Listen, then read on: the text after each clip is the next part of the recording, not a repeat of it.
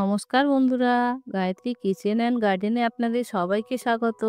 আজকে আপনাদের বোয়াল মাছের আরেকটা রেসিপি বানিয়ে দেখাবো। যারা বোয়াল মাছ খেতে ভালোবাসেন তারা এই বোয়াল মাছের রেসিপিটা ট্রাই করতে পারেন। গ্যারান্টি দিয়ে বলছি, বারবার বাড়িতে বানিয়ে খাবেন। একদম ঘরোয়া উপকরণ দিয়ে কত সহজে রেসিপিটা বানিয়ে নেওয়া যায় সেটাই আজকে আপনাদেরকে দেখাবো। তাহলে চলুন শুরু করা যাক। বোয়াল মাছ নিয়ে ধুয়ে পরিষ্কার করে নিয়েছি। মাছের মধ্যে হলুদ আর নুন মাখিয়ে নিলাম।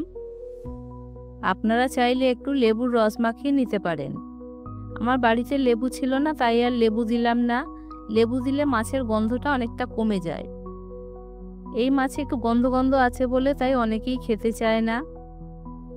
লেবুটা মাখিয়ে নিলে গন্ধটা কমে যায়।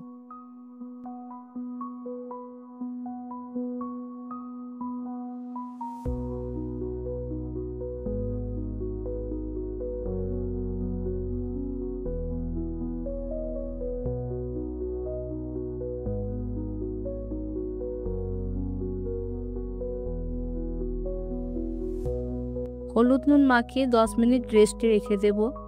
এবার মাছগুলো ভাজার জন্য গ্যাসে একটা কড়া বসিয়ে সর্ষের তেল দিয়ে দিলাম। তেলটা ভালো মতন গরম হয়ে গেলে মাছগুলো অল্প অল্প পরিমাণে দিয়ে লাল লাল করে ভেজে তুলে নেব।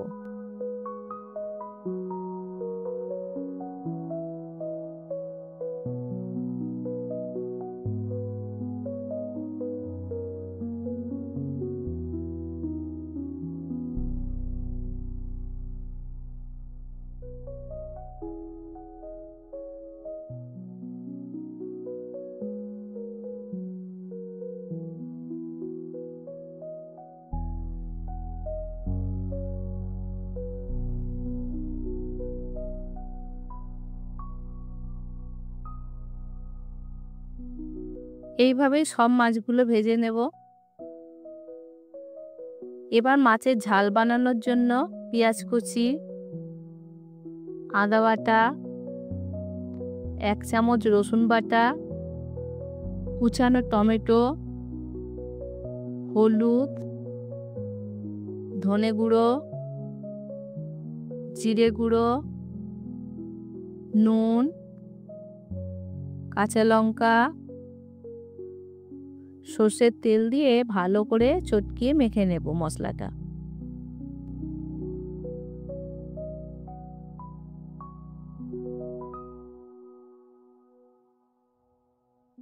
মাখতে মাখতে খুব সুন্দর গন্ধ বেরোচ্ছে।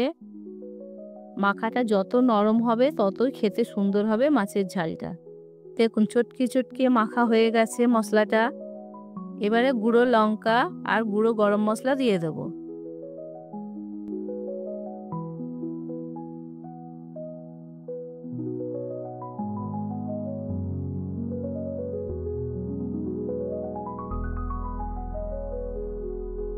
এবার মশলাটা গ্যাসে বসিয়ে দিলাম।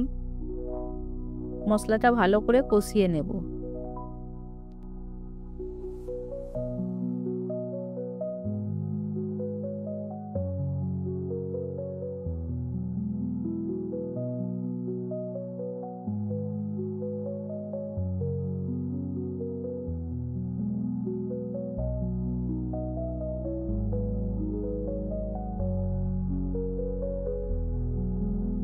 দেখুন মশলাটা ভালো করে কষিয়ে নিয়েছি।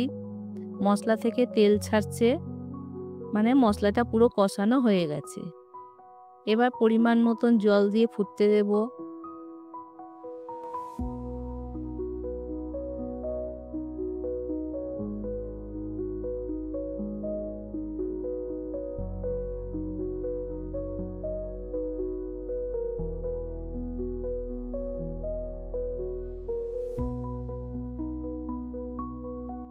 ঝোল ফুটে উঠলে ঝোলের মধ্যে মাছগুলো দিয়ে দেব।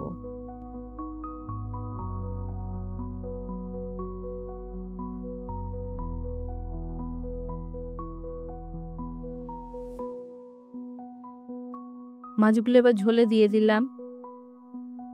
মিনিট 5-7 ভালো করে ফুটিয়ে নেব।